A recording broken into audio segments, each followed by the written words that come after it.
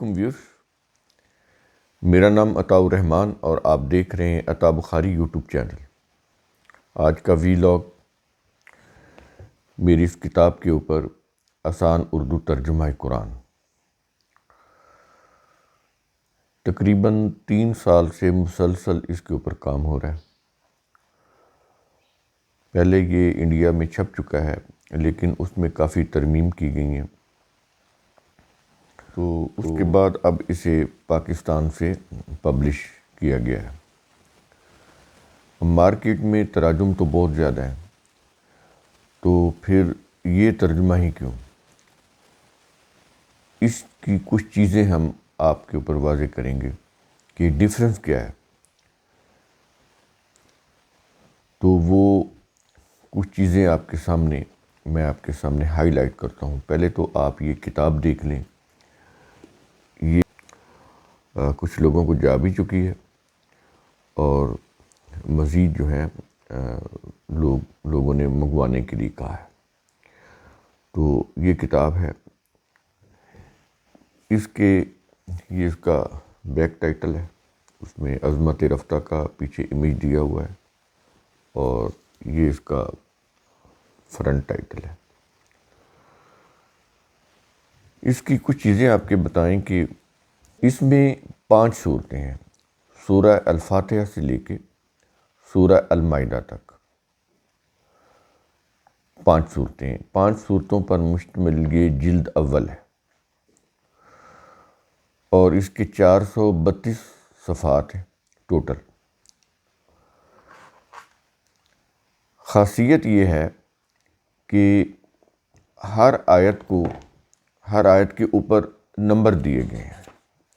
وہ میں آپ کو بتاتا ہوں کہ یہ کس طرح سے نمبر دیے گئے ہیں۔ اب یہ دیکھیں، ایک آیت ہے سورہ البقرہ کی 26 نمبر کی، یہ اس میں دیکھیں آپ، اس میں 2 نمبر جو ہے وہ سورہ بقرہ کا ہے اور کالن جو ہے اوپر نیچے 2 ڈاٹ لگے ہوئے ہیں، اس کے آگے 26 نمبر، یہ آیت نمبر ہے۔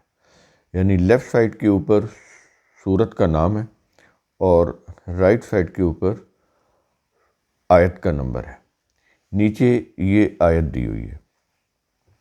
اب اس آیت کو دیکھیں کہ ہم نے کیا کیا ہوا ہے کہ عربی عبارت کے سامنے اردو عبارت دی ہوئی ہے، اس کا ترجمہ دیا ہوا ہے اور یہ ایک ٹیبل کے اندر ہے، ٹیبل میں ہے، اور اس میں آپ یہ دیکھ لیں کہ جتنے بھی وقوف ہیں، یوں کہہ لیں کہ اس کے جو پنکچویشنز ہیں عربی عبارت کے، قرآن کے متن کے، وہ جہاں پہ ایک جملے کا جز ختم ہوتا ہے تو وہاں پہ فقرہ بریک کر دیا جاتا ہے۔ یعنی ایک جملے کے اندر مختلف چھوٹے چھوٹے جملے ہوتے ہیں، تو ہر جملہ جو ہے وہ ایک معنی ادا کرتا ہے۔ تو ترجمہ اس طرح سے کیا گیا ہے کہ ایک لائن کے اوپر ایک ہی جز ہو اور آگے اس کا ترجمہ ہو، تاکہ ریڈر کو یہ سمجھ آئے کہ میں کیا پڑھ رہا ہوں، جو عربی ہے اس کے میننگ کیا ہیں، تو میننگ بالکل سامنے ہوتے ہیں۔ یہ چیز اس کے اندر کی گئی ہے۔ ٹیبل کے اندر ہر آیت دی ہوئی ہے اور نیچے پھر اس کی وضاحت دی ہوئی ہے۔ یہ دیکھیں وضاحت، اس کے اندر لفظ آ رہا ہے فاسقین۔ اب فاسقین کی نیچے وضاحت دی گئی ہے کہ فاسقین ہوتے کون ہیں، یہ دی ہوئی۔ تو اس طرح سے یہ جتنی بھی یہ چیزیں ہیں اس کے اندر ہم نے واضح کیا ہے کہ ہر آیت کو ٹیبل میں رکھا ہے، ٹیبل کے اوپر آیت کا نمبر ہے، سورت کا نمبر اور آیت کا نمبر، اس کے آگے ٹیبل میں جتنے بھی میننگ فل اس کے حصے ہوتے ہیں، ایک آیت کو آپ ایک جملہ سمجھ لیں، ایک سنٹینس سمجھ لیں، اس سنٹینس کے اندر کلوزز ہوتی ہیں، یعنی چھوٹے چھوٹے جملے ہوتے ہیں۔ تو ہر جملے کو ہم نے وہیں پہ جہاں پہ جملہ وہ چھوٹا ختم ہوتا ہے تو لائن بریک کر کے آگے کیا ہوا ہے، آگے دوسرا جملہ، اس طرح پھر تیسرا جملہ۔ ایک آیت میں جتنے بھی چھوٹے حصے یا جز یا جملے بنتے ہیں وہ ان کو اس طرح سے کیا ہوا ہے تاکہ وہ آپس میں مکس اپ نہ ہوں۔ تو جہاں پہ کوئی وقوف کی علامت آتی ہے، وہ آپ دیکھتے ہیں نا عربی عبارت میں چھوٹی توئے ڈلی ہوتی ہے، جیم ڈلا ہوتا ہے، اس طرح کی علامات ہوتی ہیں۔ تو وہ جہاں علامت آتی ہے جس لفظ کے بعد، تو وہاں پہ وہ لائن ختم کر دی جاتی ہے، آگے پھر شروع کی جاتی ہے۔ لیکن جو عبارت کا تسلسل ہے وہ انتہائی سلیس اور رواں ہے، الفاظ بالکل سمپل واضح ہیں۔ کوئی بھی عام بچہ بھی جو اسٹوڈنٹ ہے اس کو بڑے اچھے طریقے سے پڑھ سکتا ہے۔ اس کے اندر کوئی وہ جو علاموں والی لینگویج ہے وہ نہیں ہے، اور ہر چیز ایک ترتیب کے ساتھ ہے جو کہ عام مذہبی کتابوں میں نہیں ہوتی۔ چیز کو سمجھانے کے لیے پہلے کیا چیز آنی چاہیے، درمیان میں کیا ہونی چاہیے، آخر میں کیا چیز ہونی چاہیے، ان ساری چیزوں کا خیال رکھا گیا۔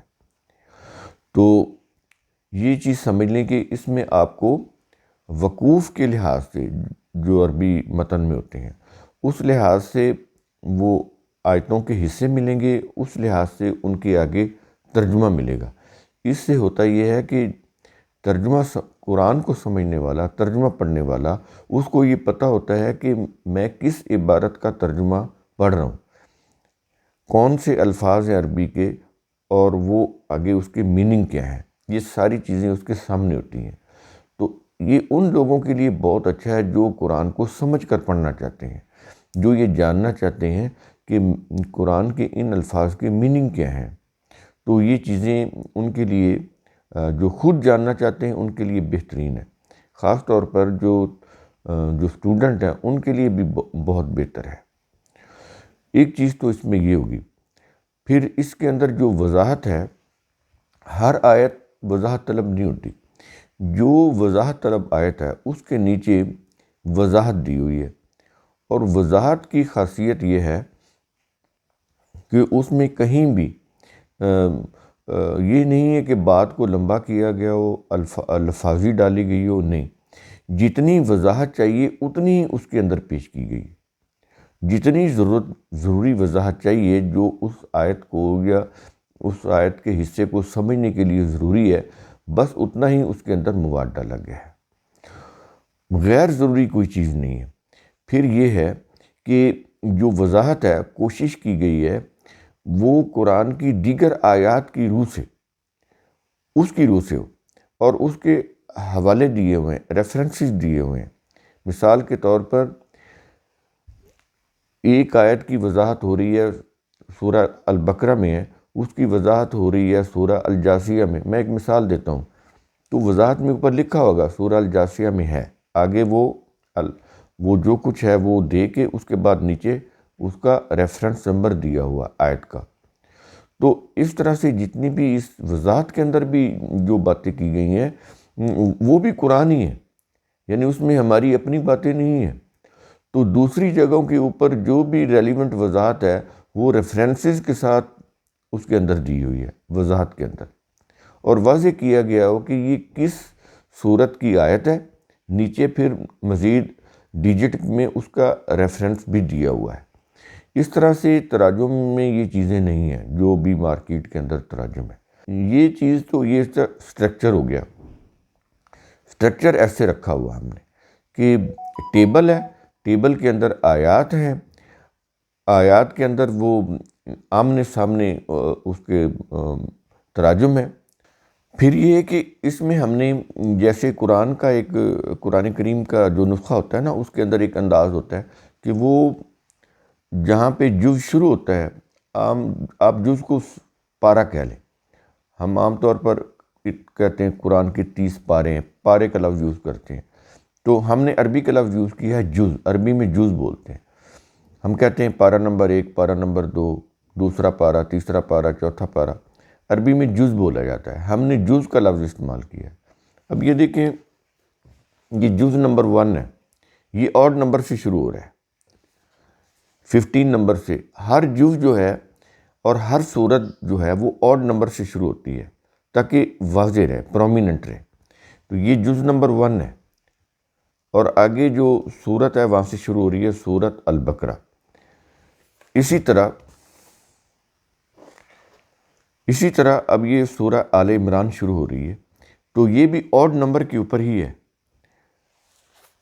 187 نمبر کے اوپر یہ سورہ آل عمران شروع ہو رہی ہے۔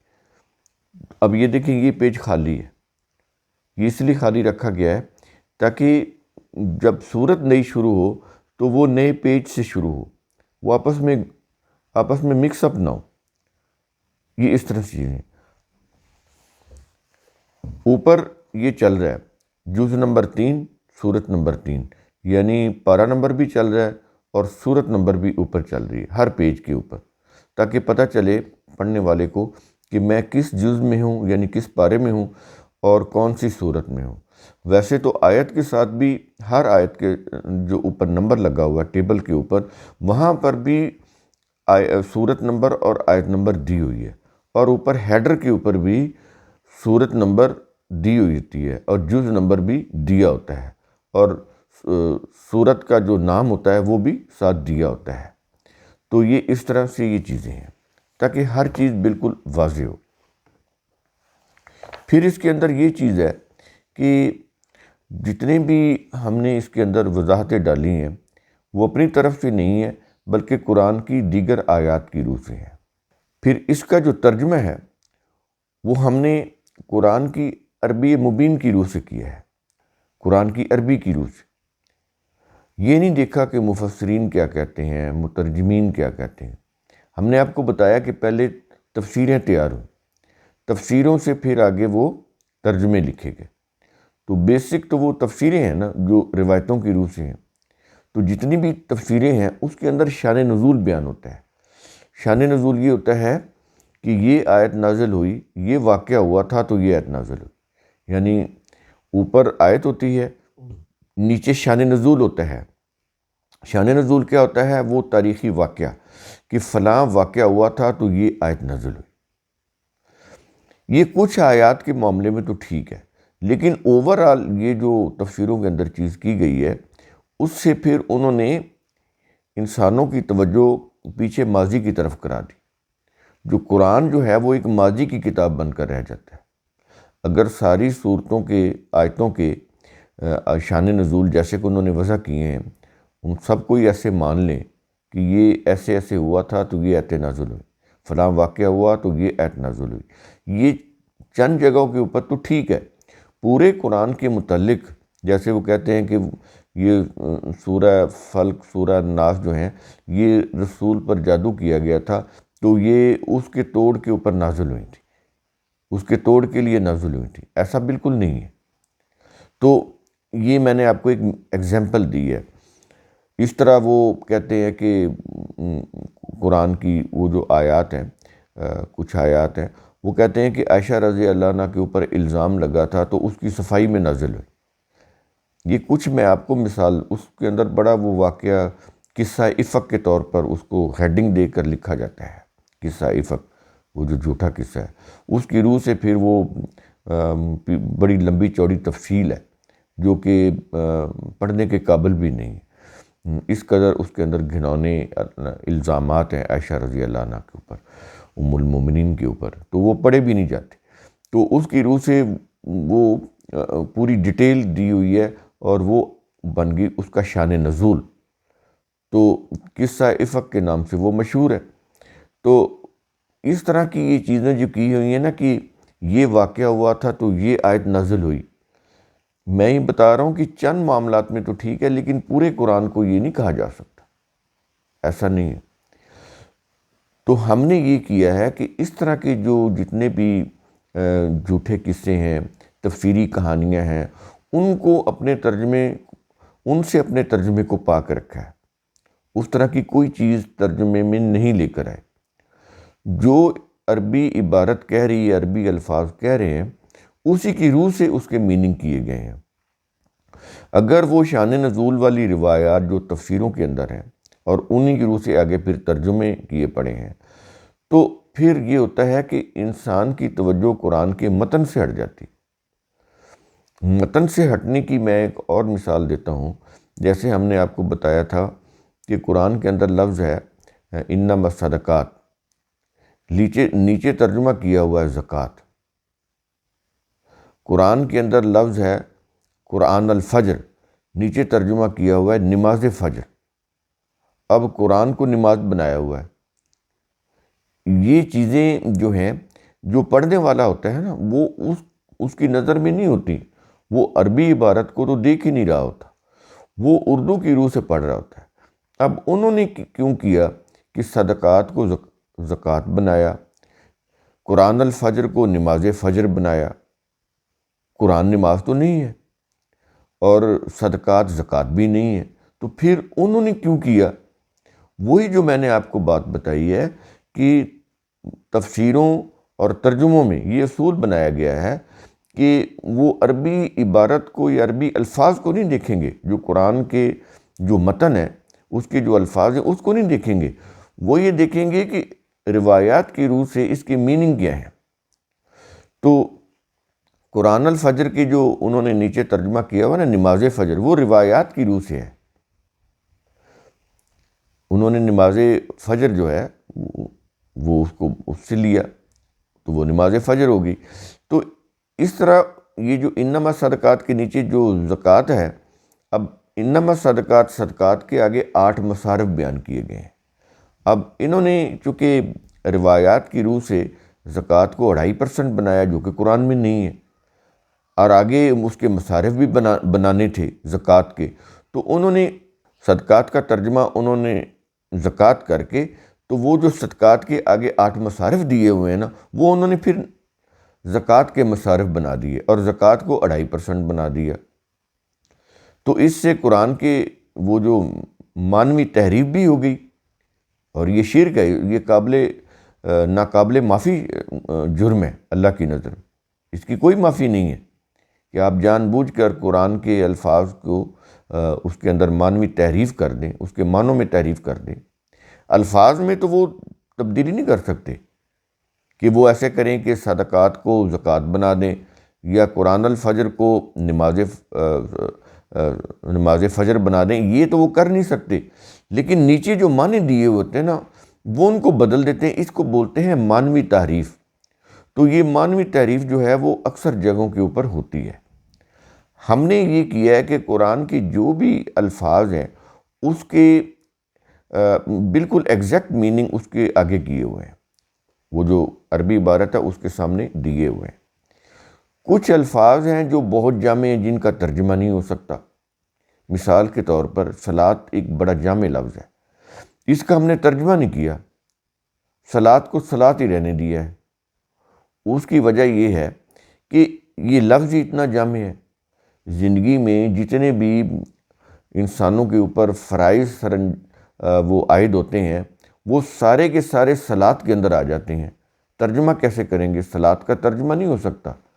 اگر آپ اس کو یعنی پوری وہ جو صلاۃ کی جتنی بھی ایٹمالوجی ہے، اس کے روٹ ورڈز ہیں، اس کی جو لغات ہیں، اس کو سامنے رکھیں تو اس کا اگر کوئی نچوڑ نکالیں تو وہ اس کے معنی پھر یہ بنیں گے کہ اللہ کے قوانین کے پیچھے پیچھے چلنا، اللہ کے قوانین کے پیچھے پیچھے چلنا، یا اللہ کے قوانین کو سامنے رکھتے ہوئے اپنے فرائض زندگی کو ادا کرنا، یہ صلاۃ کے میننگ بنتے ہیں۔ اگر ان کا کوئی خلاصہ نکالا جائے، میننگ پھر بھی نہیں ہے، یعنی خلاصہ ہے صلاۃ کے اندر اتنے، یعنی اس کے یہ جامع لفظ ہے تو وہ تو بہت لمبی ڈیٹیل ہے صلاۃ کی، تو اگر اس کو کچھ لفظوں میں ادا کریں تو آپ یہ کہہ سکتے ہیں کہ جو بھی کام کرنا ہو تو وہ اللہ کے قوانین کی پیروی کرتے ہوئے، اس کی مطابقت کرتے ہوئے، تو اللہ کے قوانین کے پیچھے پیچھے چلتے ہوئے ان کاموں کو کرنا، ان امور کو سر انجام دینا یا ان فرائض کو سر انجام دینا،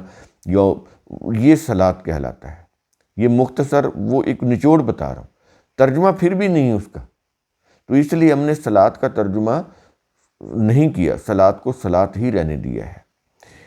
اور یہ چیز ہم نے نہیں کی، بلکہ یہ تو عام جو مذہبی تراجم ہے ان کے اندر بھی ہے۔ جیسے زکوٰۃ کا لفظ ہے تو زکوٰۃ کے معنی نشو و نما دینے کے، بڑھوتری کے ہیں زکوٰۃ کے معنی، تو اس میں پاک ہونا یا پاک کرنا یہ تو بہت کہیں بعد میں آتے ہیں، اس کے معنوں میں آتا ہی نہیں ہے، بس انہوں نے بنا لیا ہے۔ ویسے جو اصل زکوٰۃ کی میننگ ہے وہ نشو و نما دینے کے ہے۔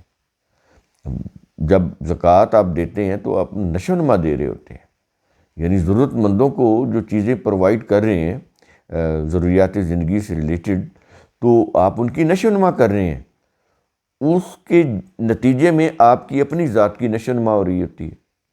تو اس کے معنی تو نشو و نما کے ہیں، پاک کرنا کے نہیں ہیں، لیکن وہ دیے ہوئے ہیں، چل رہے ہیں۔ ہر ترجمے میں وہ اس کا معنی وہ پاک کرنا کہتے ہیں، لیکن وہ اس کا ترجمہ نہیں کرتے، زکوٰۃ کو زکوٰۃ ہی لکھتے ہیں۔ حج کا ترجمہ کبھی آپ نے دیکھا ہے؟ حج کو حج ہی لکھتے ہیں۔ جب وہ خود یہ کرتے ہیں کہ زکوٰۃ کو زکوٰۃ ہی لکھتے ہیں اور حج کو حج ہی لکھتے ہیں، صیام کا ترجمہ وہ کر دیتے ہیں روزہ، جو کہ فارسی زبان کا لفظ ہے۔ اچھا، لیکن جیسے حج ہے یا زکوٰۃ ہے، اس کا ترجمہ نہیں کرتے۔ ایسے ہی ہم نے صلاۃ کا ترجمہ بھی نہیں کیا اور صیام کا ترجمہ بھی نہیں کیا۔ صیام کو بھی صیام رہنے دیا ہے اور صلاۃ کو بھی صلاۃ رہنے دیا ہے۔ نیچے وضاحت کی ہوئی ہے کہ صلاۃ ہے کیا، صیام ہے کیا، نیچے وضاحت۔ قرآن کا جو متن ہے اس کے آگے جو اس کا ترجمہ ہے، اس کے اندر ہم نے کوئی چیز نہیں ڈالی، تاکہ کوئی یہ نہ کہے کہ انہوں نے اپنی رائے سے یا اپنی مرضی سے یا اپنے کسی نظریے سے ترجمہ کیا ہے۔ تو اس سے پوری طرح سے بچنے کی کوشش کی گئی ہے، تاکہ کہیں سے کوئی اعتراض نہ آئے کہ اپنی طرف سے انہوں نے ترجمہ کیا ہوا۔ تو یہ جو مخصوص الفاظ ہیں جیسے صلاۃ ہے، صیام ہے، تو اس کے ترجمے نہیں کیے گئے، جیسے ان لوگوں نے حج کا ترجمہ نہیں کیا، یعنی مذہبی تراجم کے اندر انہوں نے بھی حج کا ترجمہ نہیں کیا، زکوٰۃ کا ترجمہ نہیں کیا، اسی طرح ہم نے بھی صلاۃ کا ترجمہ نہیں کیا، صیام کا ترجمہ نہیں کیا، نیچے وضاحت کی ہوئی۔ یہ چیزیں سمجھنا ضروری ہے کہ فرق کیا ہے ہمارے ترجمے کے اندر اور ان کے ترجمے کے اندر، کیونکہ وہ جو صلاۃ کا ترجمہ نماز کرتے ہیں، نماز جو ہے یہ فارسی زبان کا لفظ ہے۔ نم اور آگ، نم پانی کو بولتے ہیں اور آگ جو ہے وہ آگ کو بولتے ہیں، آگ اور پانی، یہ صلاۃ کی میننگ ہی نہیں ہے۔ دیکھو نا، وہ آگ کے سامنے بیٹھتے تھے، عبادت کرتے تھے، روتے تھے، اس سے وہ کہتے تھے کہ ہمارے گناہوں کی آگ بجھ جاتی ہے۔ آگ کو وہ سمجھتے تھے یہ پاکیزہ ہے، ہر چیز کو پاکیزہ کر دیتی ہے، پوتر کر دیتی ہے، جلا دیتی ہے۔ تو یہ اس طرح کے کانسیپٹ تھے ان کے ہاں، مجوسیوں کے ہاں۔ تو چونکہ قرآن کا جب بر صغیر میں ترجمہ کیا گیا نا، تو وہ فارسی زبان اس وقت ڈومیننٹ تھی۔ تو فارسی زبان کے ڈومیننٹ ہونے کی وجہ سے صلاۃ کا ترجمہ نماز کر دیا گیا اور وہی چلا آ رہا ہے، اس کو بدلنے کے لیے تیار نہیں۔ لیکن عربی آج بھی، عرب کے لوگ آج بھی وہ نماز تو نہیں بولتے، وہ صلاۃ ہی بولتے ہیں، بھلے وہ پڑھتے نماز ہی ہیں، لیکن لفظ وہ صلاۃ ہی بولتے، نماز نہیں بولتے۔ نماز کہاں بولی جاتی ہے؟ بر صغیر میں، پاک و ہند میں، سب کانٹیننٹ میں۔ تو سب کانٹیننٹ میں آپ ہسٹری چیک کر لیں کہ فارسی کا ہی غلبہ تھا۔ ایون کہ پرانے دور کی اگر آپ صرف و نحو کی کتابیں دیکھیں، جو عربی سکھانے والی کتابیں ہیں، عربی گرامر کی جو کتابیں ہیں، صرف و نحو کی کتابیں ہیں، ان کی جو عربی کی جو گردانیں ہیں، وہ دیکھیں وہ فارسی میں ہیں۔ یعنی فارسی اتنی ڈومیننٹ تھی کہ فارسی زبان کے اندر عربی زبان سکھائی جاتی تھی، اور جو کتابیں لکھی جاتی تھیں وہ بھی فارسی میں ہوتی تھی عربی سکھانے کے لیے۔ اس قدر فارسی ڈومیننٹ تھی۔ تو اس کا اگر آپ ذہن کے اندر ایک خاکہ ہو نا اس دور کا، وہ چیزیں آپ کے ذہن میں ہوں، تو آپ بخوبی سمجھ سکتے ہیں کہ صلاۃ کا ترجمہ نماز کیوں کیا گیا۔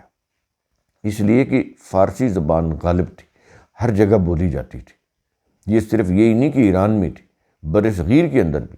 آپ یہ دیکھیں علامہ اقبال کا موسٹلی لٹریچر فارسی زبان کے اندر ہے، بلکہ ایرانی جو ہیں وہ کہتے ہیں یہ تو ہم علامہ اقبال تو ہمارے شاعر ہیں، کیونکہ ان کی شاعری موسٹلی ان کی جو تحریریں ہیں وہ فارسی زبان کے اندر ہیں۔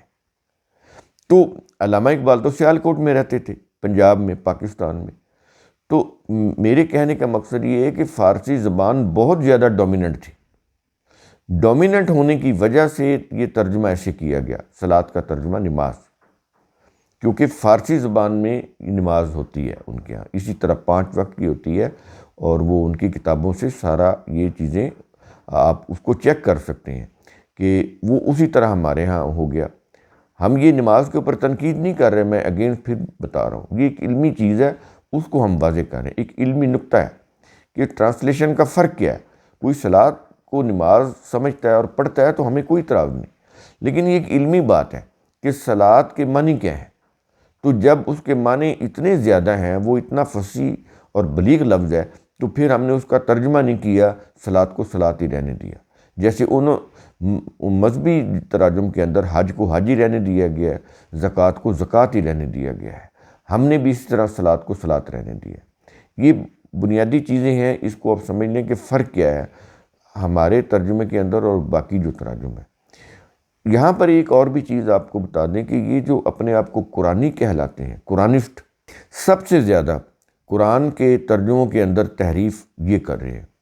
پہلے تو تھے نا، ہم کہتے تھے کہ یہ مولوی ہیں، اپنے مسلک کی روح سے کرتے ہیں، اہل سنت کا اپنے مسلک کی روح سے ہے، اہل تشیع کا اپنے مسلک کی روح سے، آگے پھر ان کے فرقے ہیں، ذیلی برانچز ہیں، اہل سنت کی حنفی، شافعی، مالکی، حنبلی، تو ہر برانچ کا علیحدہ ترجمہ ہے۔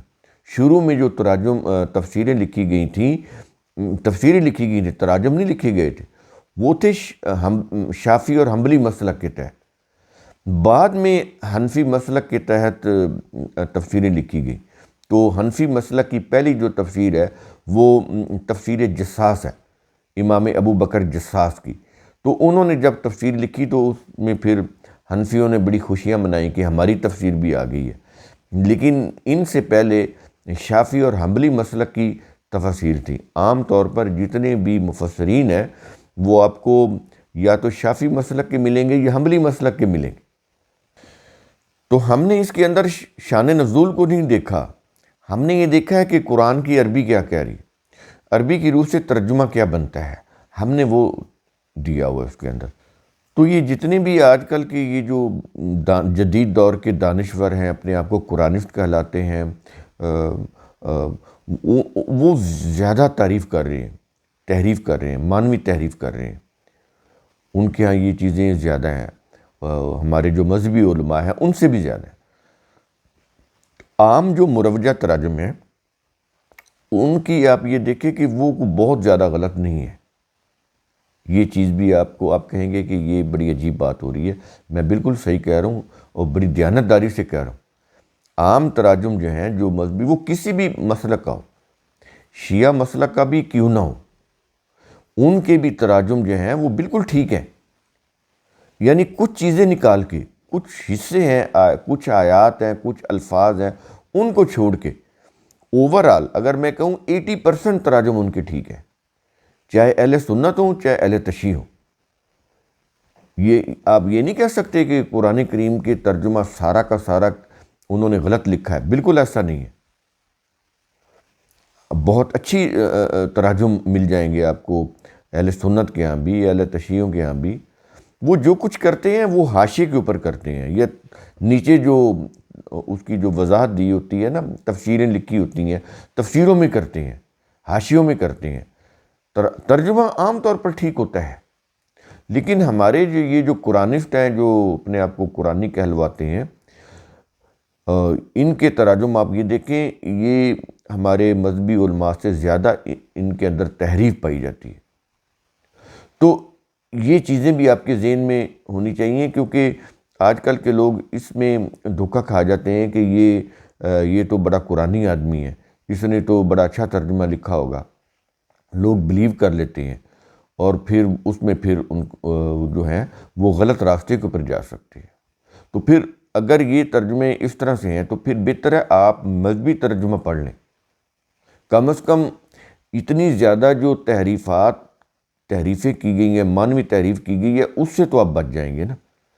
وہ تو چند چیزیں ہیں، وہ تو نظر آ جائیں گی۔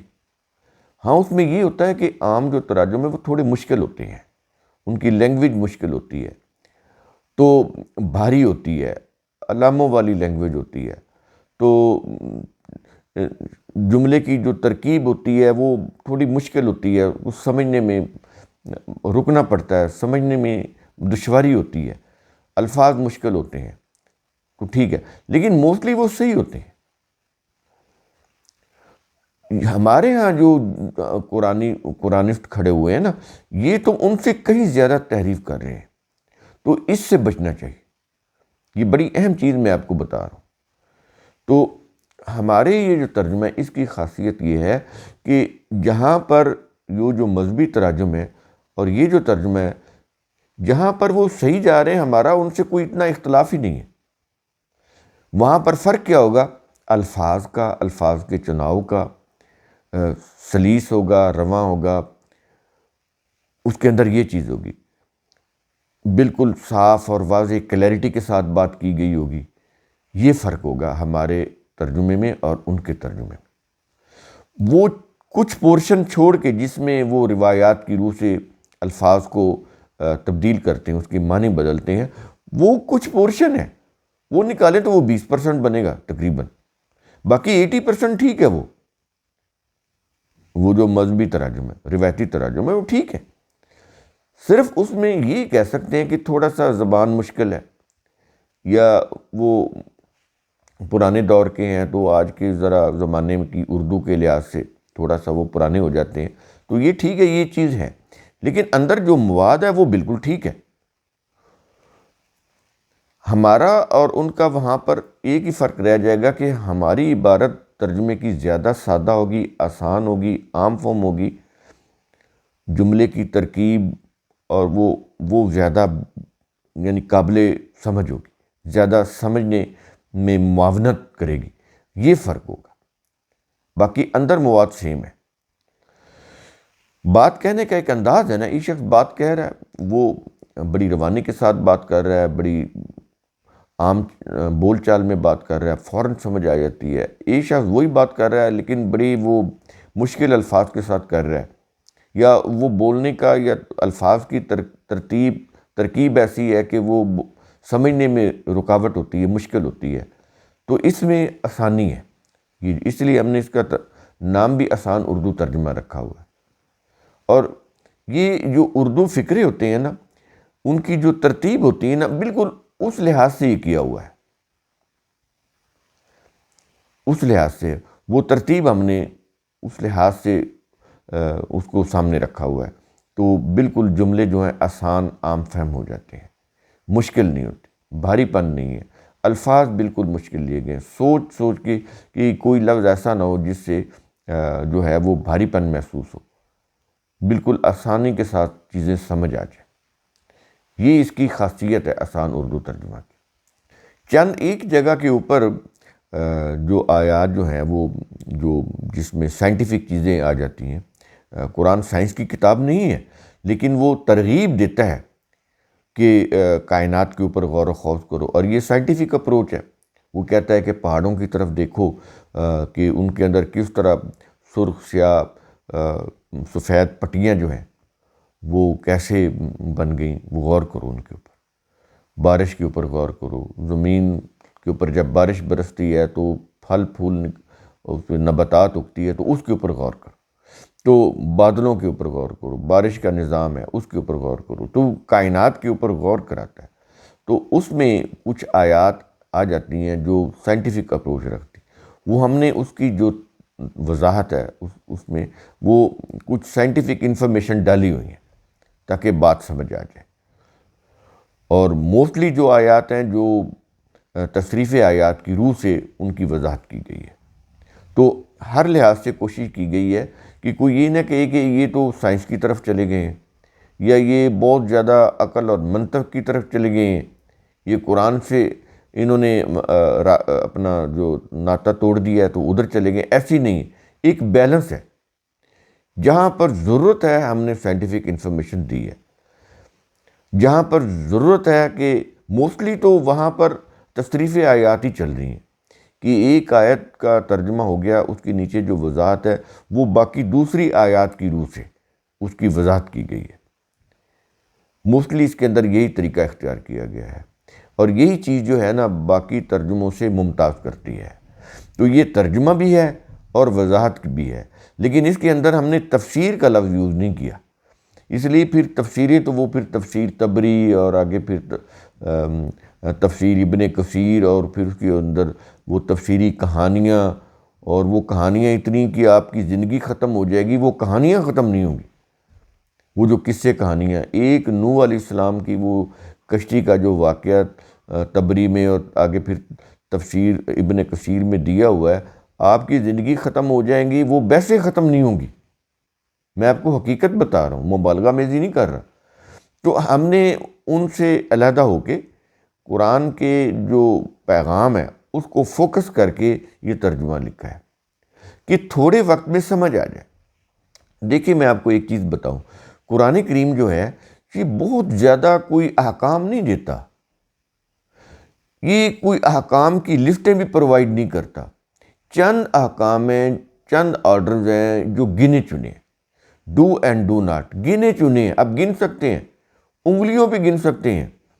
اور پھر اس سے آگے ایک اور چیز کہ جو ڈو اینڈ ڈو ناٹ ہے نا، وہ باقی مذاہب میں بھی وہی ہیں۔ کوئی ایسی چیزیں نہیں آپ کے اوپر یہ عائد کرتا کہ آپ کہیں کہ یہ میرے اوپر وزن آ گیا، یہ تو میں بڑا مشکل ہے۔ دیکھیں اگر قرآن کہتا ہے کہ جھوٹ نہ بولو، سچ بولو، کسی سے دھوکہ نہ کرو، کسی سے فریب نہ کرو، اب کون سے مذہب میں یہ چیزیں جائز ہیں مجھے بتائیں؟ ہر مذہب ہی یہی کہتا ہے۔ قرآن کہتا ہے کہ ایک انسان کا قتل ساری انسانیت کا قتل ہے، تو کون سی ایسی نئی بات ہے قرآن نے کہہ دی؟ تو یہ جو چیزیں ہیں نا قرآن کی، یہ جتنی بھی احکام ہیں وہ گنے چنے ہیں اور وہ معروف ہیں ہر مذہب میں۔ کوئی مذہب آپ کو نہیں کہے گا کہ جھوٹ بولنا جائز ہے، کوئی مذہب نہیں کہے گا کہ کسی انسان کی بے توقیری کرنا، کسی کے اوپر کوئی جھوٹا الزام لگانا یہ جائز ہے، نہیں کہے گا۔ وہی چیز قرآن بھی کہہ رہا ہے۔ تو ایسی کوئی چیزیں نہیں انسان کے اوپر پابندیاں لگاتا جو انسان کہیں کہ یہ تو میں جانتا ہی نہیں، میرے اوپر اتنی پابندیاں لگائی جا رہی۔ تو قرآن کے جو ہے نا احکام وہ بالکل یوں کہہ لیں کہ انگلیوں پر گنے جا سکتے ہیں۔ باقی جو قرآن کے اندر چیزیں ہیں وہ تو نصیحت کی چیزیں ہیں، نصیحت کی چیزیں ہیں، اور ان کو واضح کرنے کے لیے گزشتہ اقوام کے انبیاء کے حالات دیے ہوئے ہیں۔ باقی انبیاء جو آخری نبی محمد علیہ السلام، ان سے پہلے جتنے بھی انبیاء آئے اور ان کی اقوام آئیں، تو ان کی اقوام نے جو بھی ٹیمپرنگ کی، جو بھی تحریف کی، وہ قرآن میں کیا ہوا؟ جب آخری کتاب آئی قرآن، تو اللہ تعالیٰ نے وہ ساری چیزیں اصل حالت میں قرآن کے اندر دے دی۔ وہ دینی بھی ضروری تھی، اس لیے کہ وہ یہ جو جیوز تھے وہ تو آئے روز بحث کرتے تھے نبی علیہ السلام سے کہ یہ بات ایسے نہیں ہے، یہ بات ایسے نہیں ہے۔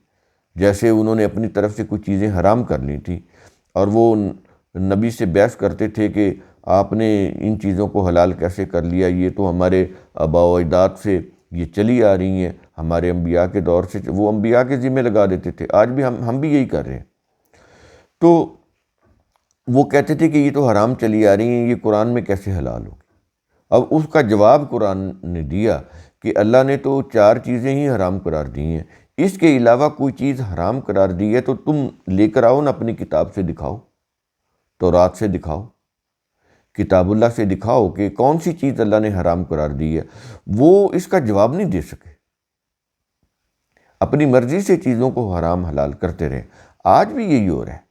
ہمارے ہاں جو مذہبی علماء ہیں، ان کی ظاہر ہے ان کا معاشرے کے اندر مقام اور مرتبہ، انہوں نے یہ سمجھ رکھا ہے کہ بنے گا ہی ایسے کہ ہم لوگوں کو فتویٰ دیں، ہم بتائیں کہ حلال کیا ہوتا ہے، حرام کیا ہوتا ہے، جائز کیا ہے، ناجائز کیا ہے، شرعی کیا ہے، غیر شرعی کیا ہے۔ تو ہم بتائیں گے تو پھر ہماری مذہبی حکومت قائم ہوگی نا، مذہبی اقتدار قائم ہوگا۔ عملاً بے شک ان کو کسی ملک میں حکومت نہ ملی ہو، جیسے ایران کے ہاں وہ شیعوں کو عملاً حکومت ملی ہو، شیعہ فرقہ، وہاں پر شیعہ فرقہ کی ہی حکومت ہے، شیعہ مسلک کی۔ تو لیکن بہت سارے فرقے ہیں جن کی عملاً حکومت نہیں ہے، لیکن معاشرے کے اندر ان کا اقتدار ہوتا ہے، اقتدار قائم ہوتا ہے۔ حکومتوں نے پبلک لا اپنے پاس رکھے ہوتے ہیں، اور جو پرسنل لا ہیں، نکاح، طلاق، وراثت، اس کے اختیارات ملائیت کی دیے ہوتے ہیں، مولویوں کو دیے ہوتے ہیں، ان کے علماء مشائخ کو اور ان کے مفتیان کو دیے ہوتے ہیں۔ وہ پھر ان کے لوگوں کو بتا رہے ہوتے ہیں حرام اور حلال۔ لیکن جو کتاب اللہ ہے اس کے اندر ہر چیز واضح کر دی گئی ہے، تو اپنی طرف سے کوئی چیز حرام اور حلال کرنا یہ شرک ہے، یہ اللہ کے اختیارات میں اللہ کے اختیارات کو اپنے ہاتھ میں لینا ہے۔ تو ان چیزوں سے بچنا چاہیے۔ قرآن کریم کے اندر چند احکام ہیں، باقی نصیحت کی چیزیں ہیں۔ تو وہ جو احکام ہیں آیات محکمات وہ بالکل کلیئرٹی کے ساتھ واضح ہیں، نص قطعی ہیں، بالکل واضح ہیں، اس کے اندر کوئی تمثیلی زبان استعمال نہیں کی جاتی۔ یہ جو آیات متشابہات ہیں ان کے اندر میٹافوریکل لینگویج یوز کی جاتی ہے، مجازی زبان استعمال کی جاتی ہے، مجازی معنی میں لیے جاتی ہیں، کیونکہ وہ ایبسٹریکٹ ریئلٹیز ہوتی ہیں، یعنی ایسے حقائق جو وہ حقائق ہوتے ہیں لیکن ہم نے نہیں دیکھے ہوتے۔ ان کو انگلش میں بولتے ہیں ایبسٹریکٹ ریئلٹیز۔ جیسے اللہ ایک حقیقت ہے لیکن ہم نے نہیں دیکھا ہوا، جنت ایک حقیقت ہے ہم نے نہیں دیکھی ہوئی، اس لیے کہتا ہے مثل الجنت الگ، جنت کی مثال ایسے سمجھو، وہ جنت کی مثالیں دیتا ہے کیونکہ ہم نے دیکھی ہوئی نہیں۔ اللہ کے بارے میں ہم کوئی تصور نہیں کر سکتے، ہم نے دیکھا ہوا نہیں، ریئلٹی ہے لیکن ہمارے لیے وہ ایبسٹریکٹ ریئلٹی ہے۔ تو ہم اللہ کو انہی صفات کی روح سے سمجھیں گے جو اس نے اپنی کتاب کے اندر دی ہیں۔ ہم اپنی طرف سے اللہ کے متعلق کوئی کانسیپٹ قائم نہیں کر سکتے۔ تو یہ بنیادی چیزیں ذہن میں ہونی چاہیے۔ تو یہ جو ہمارا یہ جو آسان اردو ترجمہ ہے، ان ساری چیزوں کو ذہن میں رکھ کر کیا گیا ہے کہ مین فوکس جو ہے نا قرآن کے پیغام کے اوپر ہے۔ اپنا نظریہ، اپنی سوچ، اپنا کوئی مسلک، اس کو ہم نے ایک سائڈ پہ رکھ دیا ہوا ہے۔ ہم کیا سوچ رہے ہیں، ہمارا نظریہ کیا ہے، اس کو ایک سائڈ پہ رکھ دیا ہوا ہے۔ قرآن کیا کہتا ہے وہ اس کے اندر پیش کیا گیا ہے۔ تفسیر کریں گے تو تفسیر بالرائے ہوتی ہے، یعنی وہ جو مفسر ہوتا ہے اس کی اپنی ایک رائے ہوتی ہے، اس رائے سے وہ کیا کرتا ہے، ذخیرہ حدیث سے روایتیں چنتا ہے، جو اس کے حق میں ہوتی ہیں وہ اس کو نیچے ڈال دیتا ہے، اس کے مطابق پھر اس آیت کی میننگ بناتا ہے۔ یہ فرق ہے، یہ فرق ہے تفسیر میں اور یہ ہمارا جو ترجمہ ہے اس کے اندر، کہ ہم نے یہ نہیں کیا کہ مفسر کیا کہتا ہے، یا فلاں مفسر نے جو اس آیت کے حق میں روایتیں اٹھائی ہیں اور آگے اس کا جو کنسیپٹ بنایا ہے، اس کے جو میننگ اس نے طے کیے ہیں وہ کیا ہیں، یہ نہیں دیکھے ہم نے یہ دیکھا ہے کہ قرآن کی عربی مبین کیا کہہ رہی ہے، ہم نے یہ دیکھا ہے کہ اس آیت کے اندر جو لفظ استعمال ہو رہا ہے باقی جگہوں کے اوپر استعمال ہو رہا ہے، تو ٹوٹل مجموعی میننگ کیا بن رہے ہیں۔ یہ بڑا گریٹ ڈیفرنس ہے، اس کو آپ سوچئے گا۔ اس چیز کو سامنے رکھ کر یہ ترجمہ کیا گیا ہے، قرآن کو قرآن کی روح سے پیش کیا گیا ہے، قرآن کو تصریف آیات کی روح سے پیش کیا گیا ہے۔ تصریف آیات ہوتی ہے، قرآن کا جو انداز ہے یہ تحریری نہیں ہے کہ ایک جگہ کے اوپر ایک تفصیل دی گئی ہو، دوسرے جگہ کے اوپر دوسرے باب میں اسی باب سے ریلیٹڈ تفصیل دی گئی ہو، پھر کہیں اور وہ بات نہ کی گئی ہو۔ قرآن میں یہ بات نہیں ہے، قرآن کا انداز تقریری ہے، نصیحت کا انداز ہے، بار بار رپیٹ کرتا ہے، ہیمر کرتا ہے بار بار۔ تو یہ انداز اسلوب جو ہے قرآن کا، یہ سمجھنا چاہیے آپ کو۔ تو ہم نے اس کے اندر یہ کیا ہے کہ وہ جو پھیر پھیر کر آیات بیان کی گئی ہیں نا، ایک لفظ کو واضح کرنے کے لیے، قرآن کے کسی ایک کانسیپٹ کو کلیئر کرنے کے لیے، مختلف جگہوں کے اوپر قرآن کے اندر وہ کہتے ہیں ہم آیات کو پھیر پھیر کر بیان کرتے ہیں۔ تو وہ جو آیات ہیں وہ ہم نے اٹھا کے وضاحت میں دی ہوئی ہیں تاکہ معنی بالکل واضح ہو جائے۔ یہ چیز جو ہے یہ تراجم تفسیروں میں نہیں ہے، تراجم میں تو خیر ہونی نہیں، تفسیروں میں نہیں ہے۔ تو ہمارا یہ جو ترجمہ ہے اس کے اندر جو وضاحت ہے وہ تصریف آیات کی روح سے ہے، تفسیروں کی روح سے نہیں ہے، مفسرین کی روح سے نہیں ہے، روایتوں کی روح سے نہیں ہے۔ کیونکہ ہم نے اس کے اوپر ایک ویڈیو کیا تھا، آپ کو بتایا تھا کہ اللہ نے کہا ہے کہ ہم اپنی باتیں خود واضح کرتے ہیں، اس کے اندر ہم نے سارے حوالے دیے تھے۔ تو قرآن کے اندر اپنی باتوں کی اللہ نے وضاحت خود کر دی ہوئی ہے، وہ وضاحت چاہے اسی جگہ کے اوپر ہو یا قرآن کی دیگر آیات کے اندر ہو۔ تو جب اللہ نے اپنی بات کو خود واضح کر دیا ہے، قرآن جو ہے وہ مبہم کتاب نہیں ہے، غیر واضح کتاب نہیں ہے، اپنی بات کو قرآن خود واضح کرتا ہے، تو پھر کیا ضرورت ہے کہ روایات سے ان کی تشریح کی جائے، توضیح کی جائے، وضاحت کی جائے؟ تو اس لیے ہم نے آیات کی وضاحت میں قرآن کی آیات کو ہی سامنے رکھا ہے اور ریفرنسز کے ساتھ رکھا ہے۔ اس لیے ہم کہہ سکتے ہیں کہ یہ جو ہمارا یہ جو آسان اردو ترجمہ ہے، اس کا کسی بھی مسلک سے تعلق نہیں ہے۔ یہ خالص قرآن کی آواز ہے، خالص قرآن کا پیغام ہے۔ اگر آپ قرآن کو خالص طریقے سے سمجھنا چاہتے ہیں تو یہ اس میں آپ کو معاون ثابت ہوگا، آپ کی یہ مدد کرے گا۔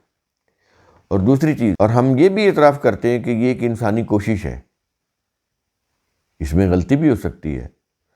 یہ ایڈیشن آ گیا ہے تو اس میں اگر کوئی چیز ایسی ہو ہم پر واضح ہوگی کہ یہ صحیح نہیں ہے تو ہم اس کی معذرت بھی کریں گے اور اگلے ایڈیشن میں اس کی اصلاح بھی کر دیں گے۔ ہم ریجڈ نہیں ہیں کہ ہم نے جو لکھ دیا وہ صحیح ہے، انسان ہے، غلطی ہو سکتی ہے، اس میں املا کی بھی کوئی غلطی ہو سکتی ہے، اور اس کے اندر کوئی کانسیپٹ کی، تھاٹ کی ہے، وہ جو میٹر ہے اس کی بھی غلطی ہو سکتی ہے، یعنی کسی بات کو سمجھنے میں اور آگے لکھنے میں، بیان کرنے میں بھی غلطی ہو سکتی ہے، اور املا کی بھی غلطی ہو سکتی ہے، دونوں غلطیاں ہو سکتی ہیں۔ ظاہر ہے کہ جب ہم اس کو پڑھیں گے، لوگ بھی پڑھیں گے، تو کوئی ایسی چیز ہوئی جو واقعی وہ غلطی پر مبنی ہے تو ہم آئندہ ایڈیشن میں اس کی اصلاح کر دیں گے۔ اس میں بالکل کسی قسم کی بھی اس میں نہ تعصب ہے نہ ریجیڈیٹی ہے، بالکل کھلے دل سے ہم یہ کہہ رہے ہیں۔ یہ ایک انسانی کاوش ہے، صحیح حتمی طور پر صحیح اللہ کی کتاب ہے، یہ اس کو سمجھنے کی کوشش ہے اور انسانی کوشش ہے، اس میں غلطی ہو سکتی ہے، ہوئی، نظر آئی، اس کو ہم بالکل ایکسیپٹ کریں گے اور آئندہ ایڈیشن میں اس کی تصحیح بھی کر دیں گے۔ شکریہ۔